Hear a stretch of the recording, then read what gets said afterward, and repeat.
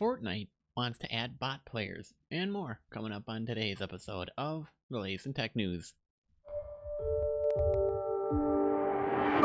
Hey, Gadget here. You're just in time for the latest episode of the world's only 3-in-1 show on tech, gadgets, and gaming news. That's right, this is the latest in tech news. My name is Taylor American. If you're new here, hope you enjoyed the show today, but be sure to hit that subscribe button so that you can be notified of when new episodes come out. We do this every weekday around here, and if you enjoy the content, please share this with a friend. That's the only way that this show grows and more people find out about the latest happenings in the tech world. Speaking of which, today's feature lineup, our feature story is, well, Fortnite is adding bots to give new players a fighting chance. I can just imagine how the comment section is going to be like after this, not only on the YouTube video, but also on Twitter.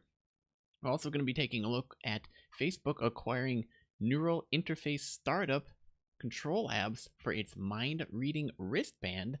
Kind of interesting.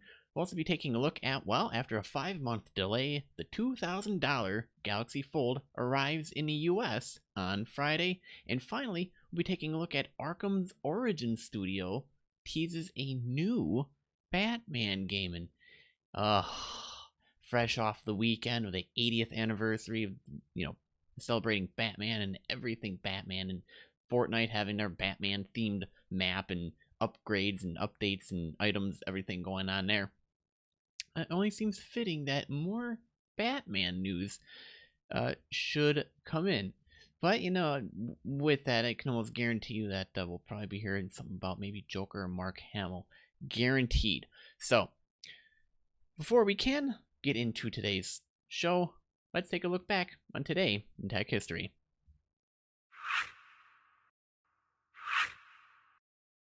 Alright, today is September 23rd, 2019. On this day in history, in 2008, Google and T-Mobile introduced the T-Mobile G1, also known as the HTC Dream, the world's first Android-based smartphone. By raw sales numbers, today Android is the world's most popular smartphone platform, and ironically, I even remember that. That was by far the coolest gadget that came out at that time, and well, it's a decade since then, and a year, so quite a number of years have gone by since then. Can you imagine the technology back then to now? Leaps and bounds. Also on this day in 1785, George Schutz, who with his son built a commercially available calculator based on Charles Babbage's difference engine, is born in Stockholm. After reading about the difference engine in 1833, Schutz and his son Edvard worked on a version that could process 15-digit numbers and calculate using fourth-order differences. If you have no idea what that means, it was kind of important back at the time. And still was in the progress of getting computers and machines and stuff to think and calculate and do stuff for us. The result won the gold medal at the Paris exhibition in 1855 and was used by the Dudley Observatory in New York to calculate a few tables. A second copy was used by the British Registrar General to calculate tables for the developing life insurance industry. See, I guess that's where that industry had its roots in, right? Calculating in numbers. Well, with that out of the way, let's head on over to today's feature story. Now, in case you're excited like me and you're watching today's video, if you're not, what are you doing? Head on over to youtube.com/TechNewsGadget and you can actually see my raw emotion as I'm reading today's story. Or you can just listen to it on a podcast on a go. It doesn't matter. Fortnite is apparently adding bots to give new players a fighting chance. Now, the next time you boot up Fortnite, not all of your opponents may turn out to be human. Starting next season, the game will introduce bots to online matchmaking. Developer Epic Games says that the game's AI opponents will behave similarly to normal players and will help provide a better path for players to grow in skill. The studio adds that individuals won't encounter bots when they queue for one of Fortnite's competitive playlists. However, as you get better at the game, you also see fewer matches of them in your matches. Because obviously they figure you're scaling up in skill, and I think they can generally figure out and have a good understanding of where you are in the game. So it's not too difficult to go, well, he's better at the game, so don't have any bots in there. And if you've been playing it long enough and you feel confident enough, I guarantee you're probably not playing against bots. But I guarantee you this elicited a response from Ninja, who probably said something along the lines of, I thought I was shooting bots this whole time. Beats me.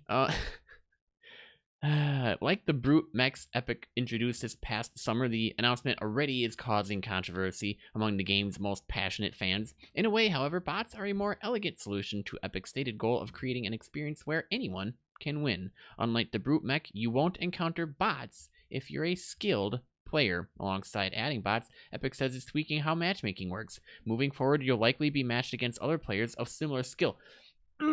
Finally, why do we have to wait so stinking long? Both features will launch with Fortnite's 10.4 update later this week. The studio plans to roll out the tweaked matchmaking system slowly so that it can monitor how it performs before it rolls it out completely. To which I say, took you guys long enough. Why do I have to wait till season 10? Why? There's no reason. I mean, guys, come on. Even League figured this out early on. Match people based on their skill and then let it scale and grow up from there. Well, no, it's still in the early stages of probably figuring some stuff out, and they guaranteed weren't expecting this gargantuan peak in popularity. So I guess it's understandable to some point, but what do you guys think? More importantly, let me know down in the comments section if you're watching via YouTube. This is available as a video on YouTube, or if you're listening via the podcast on Twitter at TechNewsGadget. I, for one, what are my thoughts? Why not? Why not? I mean, if it turns out I suck at the game and I need to play against bots to level myself up, I don't mind. I mean, I guarantee you it's going to help me figure out how to crank 90s easier, how to build to defend myself faster, know what to do in a certain situation better, and be able to handle myself in a firefight without losing my cool, without actually worrying. Well, then again, we're probably never going to know if it was a bot or not.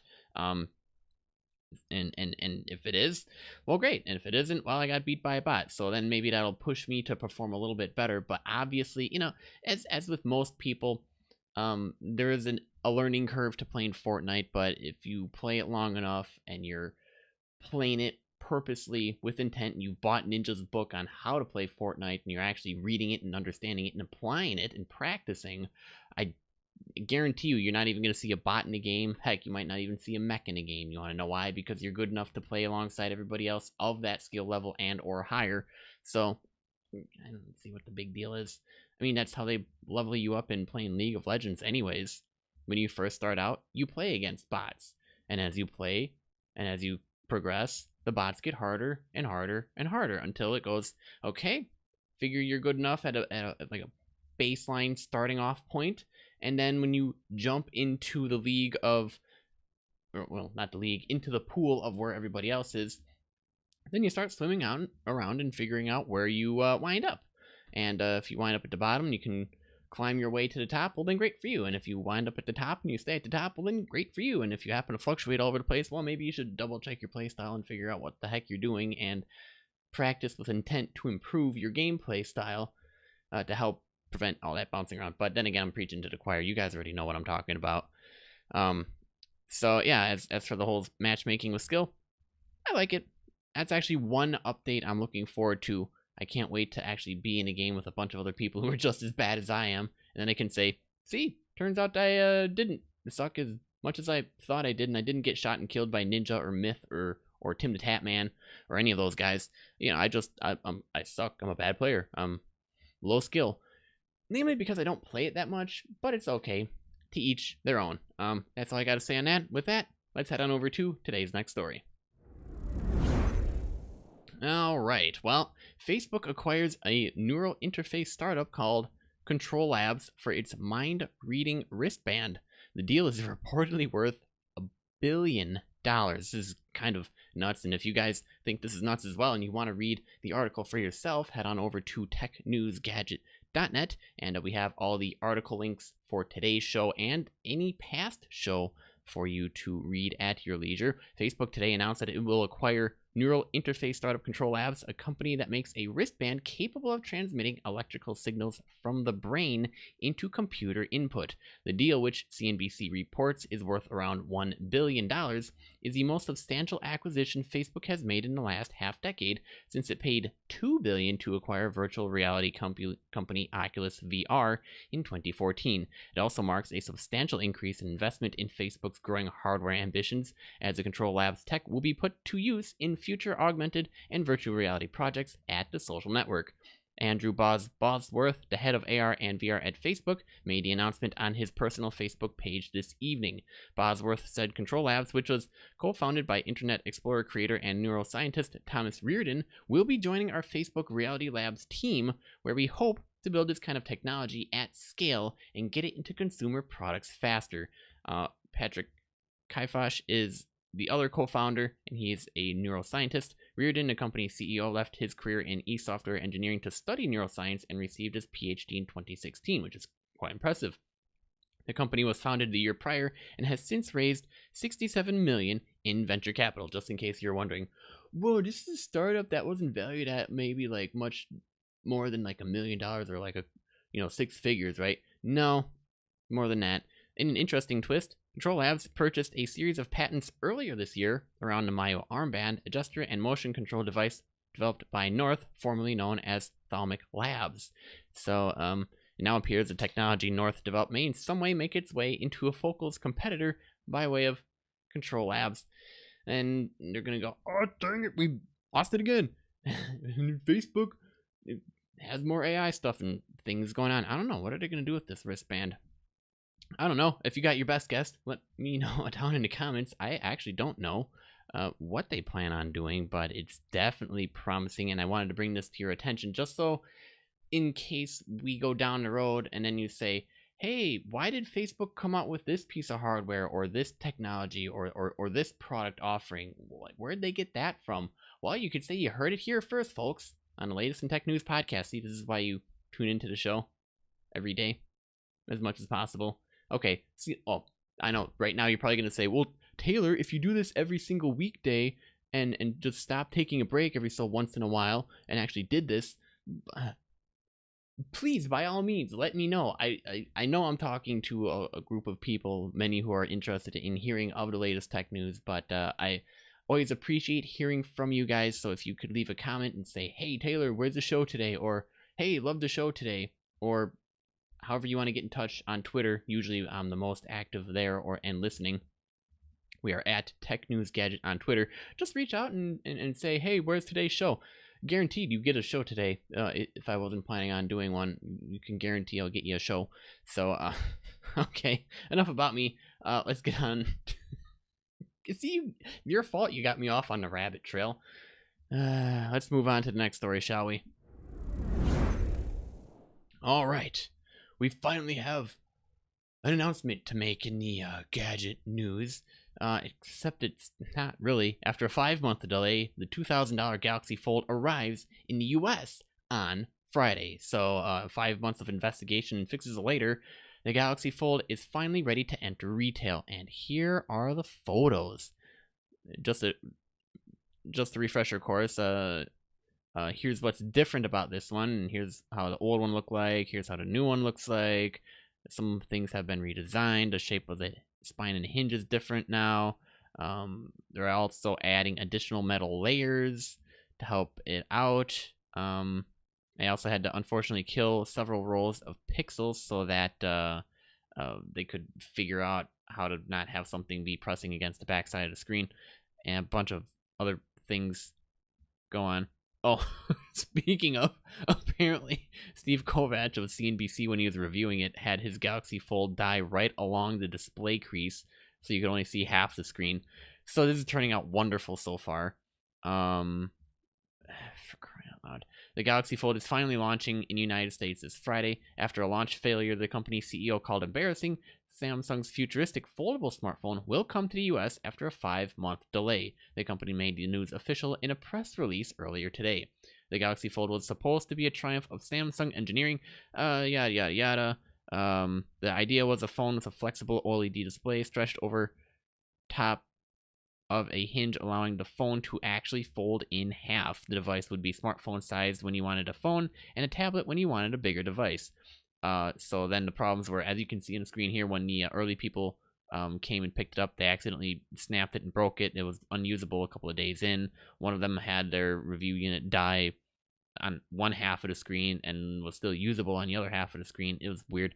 So Samsung took the device back to the drawing board, and after a few tweaks, it thinks the Fold is now ready for the general market. Now, while Samsung is the undisputed king of sales and distribution in the Android world, the Galaxy Fold does not sound like it will be widely available. First, AT&T will be the only carrier supporting this relaunch. Both Verizon and Sprint have never opted to carry the Galaxy Fold, and T-Mobile, which was originally scheduled to carry the device, dropped out after durability issues cropped up. So, if you're interested, 2 versions of the phone will be out there. An AT&T version and an unlocked version, which you can still bring to whichever carrier you want. Samsung's press release says that the phone will be available at select AT&T stores, select Best Buy stores, and Samsung Experience Store retail locations. After reaching out to Samsung, we were told the phone would be sold online at att.com and bestbuy.com as well, but it seems like Samsung will not be selling the phone directly on its website. But if you do actually choose to spend nearly $2,000 on the Galaxy Fold, you'll have access to Galaxy Fold Premier service, which Samsung's press release describes as an elevated concierge experience to help you explore and grow accustomed to this sophisticated technology. The release continues, with Galaxy Fold Premier service, you will have the opportunity to consult with a Fold concierge who will walk you through the Galaxy Fold, the in-box materials, and the included accessories. In addition to doing some basic setup tasks for you, your Fold concierge will demonstrate how to use the Galaxy Fold's key features and will guide you on how to take care of your new device. So, if you're interested, $2,000. Here's the only hang-up. Durability is currently an issue, but flexible glass covers should help alleviate that in a few years. And if you're still worried about the sky-high price, it is an issue, but again, that's something that the march of technology can solve with some time.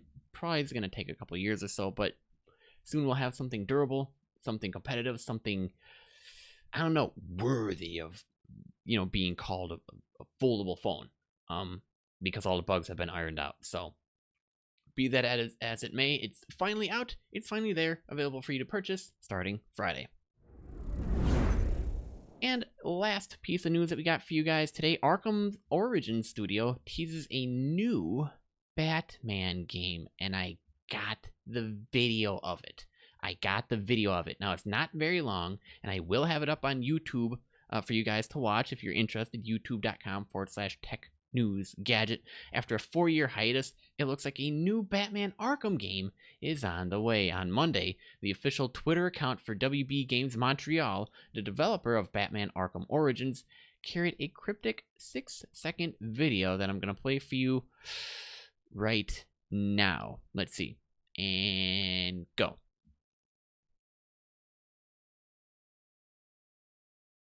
What does it mean?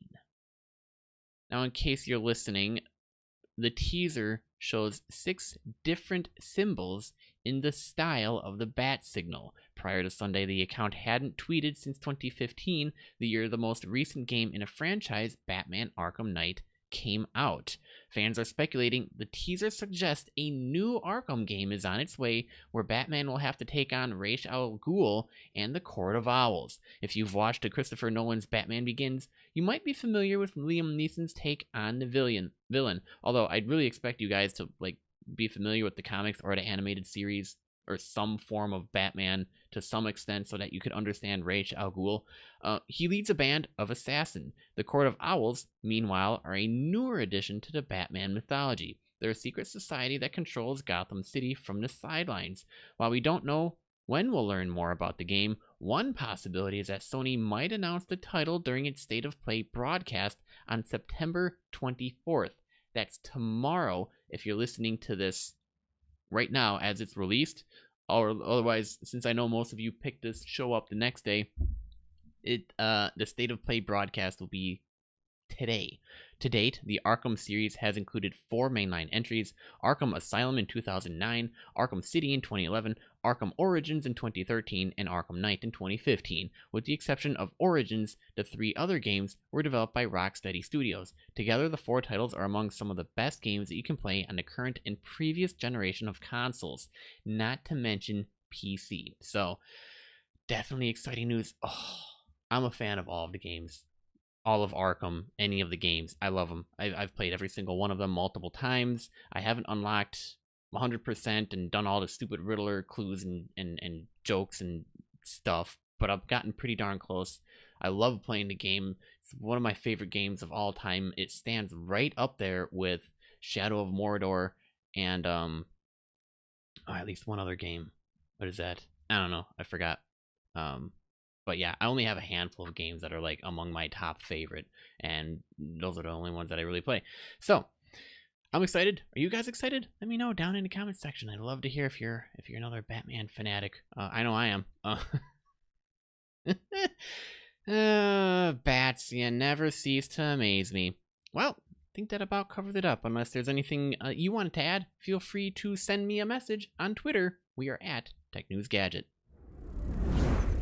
And with that, that wraps up this episode of the Latest in Tech News. Thanks for tuning in. New episodes every weekday. The Latest in Tech News can be found on every major platform, including Apple, Spotify, Google, YouTube, Stitcher, Overcast, and more. Now, if you enjoyed this episode, be sure to let us know by clicking that like button and by leaving a comment. Also, double check that you are subscribed so that you don't miss the next episode. And if you enjoyed the episode, be sure to, additionally, share this episode with a friend. I'm your host, Taylor Merrick, and remember, for the latest in tech, gadget, and gaming news, visit TechNewsGadget.net. Pretty much, keep being awesome, guys, and I'll see you on the flip side. I love Batman.